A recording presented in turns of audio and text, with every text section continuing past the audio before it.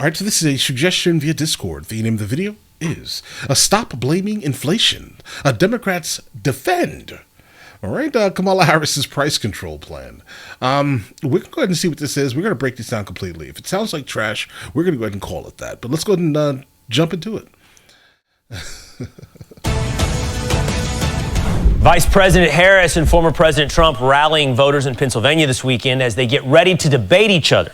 Trump turning to Tulsi Gabbard to help him prepare with her experience sharing the stage with Harris. Senator Harris says she's proud of her record as a prosecutor and that she'll be a prosecutor president, but I'm deeply concerned about this record. There are too many examples to cite, but she put over 1,500 people in jail for marijuana violations and then laughed about it when she was asked if she ever smoked marijuana. When you were in a position to make a difference and an impact in these people's lives, you did not. And the people who suffered under your reign as prosecutor, you owe them an apology. So here to react is former Democratic Pennsylvania. I mean, I definitely would have liked to hear her response, though, guys. I mean, you can't just cut it off. It could have been something absolutely spectacular, but most likely it was just word salad. Pennsylvania Congressman Patrick Murphy. Patrick, you're already smiling. So Tulsi Gabbard's playing Kamala Harris in debate prep for Donald Trump. Tulsi Gabbard kind of eviscerated Kamala Harris in the Democratic primary debates some time back. How do you think this is going to go? We've got less than a month now between Trump-Harris debate stage. Yeah, well, great being on with you. Thanks so much. Listen, Tulsi Gabbard's a friend. She's a fellow Iraq War veteran. And the reality of it, Will, is if she was the vice president nominee with Donald Trump, I think they have a much stronger ticket. She's a great American. In fact, I told her, I texted her this morning, I'll be on with you. So, listen, I think it's going to be a showdown on September 10th, and it's my hometown of Philadelphia. It's going to be at the National Constitution Center, and she's a sharp warrior, and I'm sure she's doing what she can to help the other side. And I'm just going to say this: I'm not robbing you of this. I'm not rebutting you.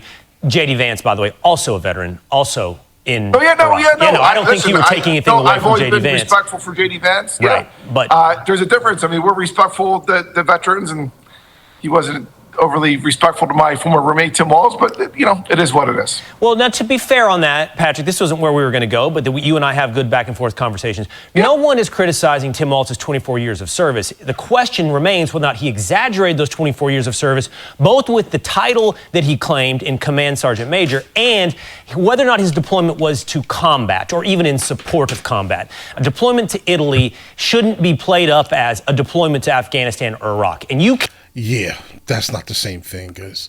Living in Spain, I encounter a lot of American soldiers, specifically in the west coast of Spain in Cadiz. If you were deployed to Cadiz, Spain, I'm not sure that's the same thing, bro. You're eating paella, right? Hanging out in Gibraltar and then taking day trips to Morocco. That's what you're doing. I mean, you're still serving the country. I respect it. I'm going to shake your hand for that. Absolutely, right? But that's not the same thing. Can point that out. One could argue you should point that out and still not be taking away from the 24 years of service of Tim Walz. Right. Yeah, I mean, listen, again, well, he said the word stolen valor, which makes it question his character and his service, which is not the case. He has given thousands of speeches. Tim Walz has never really ever said he served in combat. He misspoke once about weapons of war in war, but he carried weapons of war. The reality is this, Will, as you know, he served our nation for 24 years. He did deploy under Operation Enduring Freedom. He left his wife, his job, but that's his not kids. To Afghanistan. That's what has to be clarified. I think sometimes that statement has been run out. Bro, hold on. Wait a second. Hold the phone, guys. He served. That's enough. Okay. Obviously, if combat veterans are generally placed slightly higher, right? But no. I'm not going to let you sit here and take anything away from him for his 24 years of service, bro. We're not doing that. To Afghanistan, that's what has to be clarified. I think sometimes that statement has been run out by Tim Walz to suggest he was in Afghanistan. He wasn't. He was in Italy in support. Is in the support of Operation Enduring Freedom. Right, and we should honor the fact that less than 1% of our nation, including Pete, who's a great American as well, served. J.D. Vance served as well. So, they're being cute by, not you, other folks are being cute by, frankly, attacking the service. And He is just a great American. And I think we should honor the fact that he served and he deployed, which is less than 1% of our nation in the longest wars in American history. So it is what it is. And he was, and real quick, and he was a command sergeant major. He didn't retire at that rank, but he was a command sergeant major in that role. But we're good. But I don't, listen, I'm not trying to get us off track. I know we kind of disagree on this, but I respect. How can you disagree about service? He served our country. There's really no disagreement here. There's none. Tulsi Gabbard, I respect. Like, that's not what you attack this man on. I'm sure you can attack him on a lot of other things, guys, but not specifically that. Let's move on from that. Tim Walz, I respect J.D. Vance. I just wish folks really respected Tim Walz. And I'm not saying you, because I know you do, but like other folks who are hitting him, I think it's distasteful at least. I hear you. I will tell you, I think you can honor his service while questioning whether or not that has been exaggerated for political gain. I do want to move to this as well with you.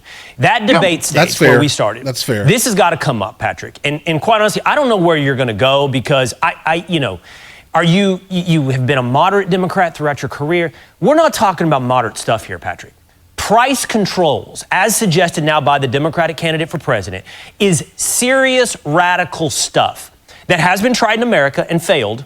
But the type of stuff we've seen in places like Venezuela, price controls, that is not going to, I don't think it's defensible on a debate stage. I'd love to hear how it's defensible this morning on Fox and Friends.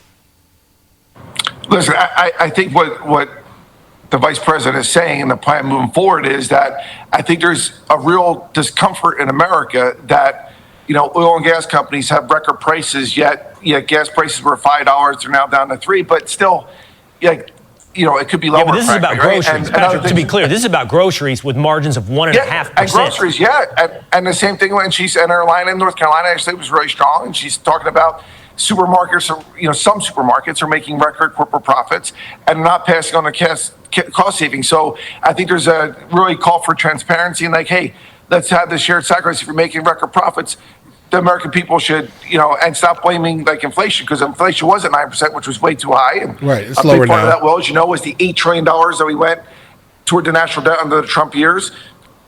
Joe Biden, of course, added on to that $4 trillion, but $8 trillion is really where it started.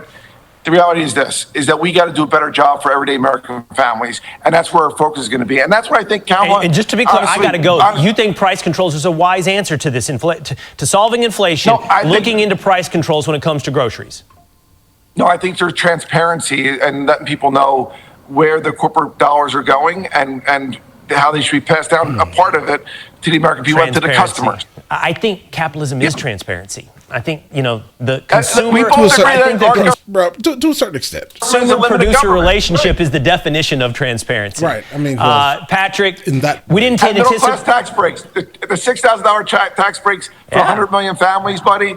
We should be for that. I know. She took it right from J.D. Vance's mouth. Everybody loves more tax credits. All right, Sean, Patrick, I always appreciate the conversation, even when it goes in unexpected directions. Thank you so much. Well, this is definitely a conversation that I think many people should be able to have, right? So obviously, both of these individuals are coming from completely different spectrums of like ideologies and overall reality, to be honest here. You have one person here that most likely... focuses pretty hard on the ideology that Karl Marx created, most likely, guys. Right? But the thing is here, guys, price control, based off of what it sounds like, do I think that it's going to be a great idea? I think that the concept of price gouging should stop. All right. And that's just the reality. If you want to save people, we want to talk about inflation, guys. Inflation has come down pretty drastically from what it was at one point. Excuse me. For what it was at one point, right? But the issue that I'm seeing, at least, corporations got extremely comfortable with having the prices so high, specifically when when everything was so expensive because you couldn't actually get things, right? Like, I can only think about the PlayStation 5, for example, when all the chips were missing and people still wanted the PlayStation or the Xbox Series X. You couldn't get it. But the ones who did have it were selling it for like 3 times the price. They were price gouging, right? Because they knew people wanted it, but supply and demand, basic supply and demand. But we're not in that situation of like a deficit in terms of like goods. We're not there anymore. But those prices never came back down. In fact, they have gone up from when they were already at their peak, for the most part, right? So the reality is that everyone is basically price gouging when it comes to contractors, electricians, everyone, mechanics. Have you tried to take your car for an oil change lately, guys? How much did it cost? Do you remember how much it cost before? All right, I think that's the point here, I think, personally. Now, the concept of price control, like, guys, I own a corporation, and I can tell you this right now, I wouldn't be too happy with the concept of that, right? But everyone just needs to basically agree to go back to reality. That's it. Call it what you want, right? But that's how I kind of see it. If you really want things to kind of clear up, everyone is just going to have to agree to go back to normality. In terms of prices, at least. Like, we expect a certain gain over time, right, for things to go up, but things went up way too fast, and they did not keep up with the actual cost of employment itself. Like, the employees are not making more money. That's the reality. They're not making more money to be able to afford these things. I think that's basically the reality, right? And the overwhelming majority of United States citizens are employees at some corporation, right?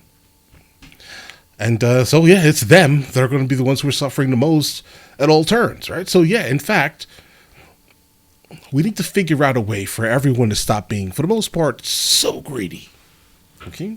That would solve everyone's issue.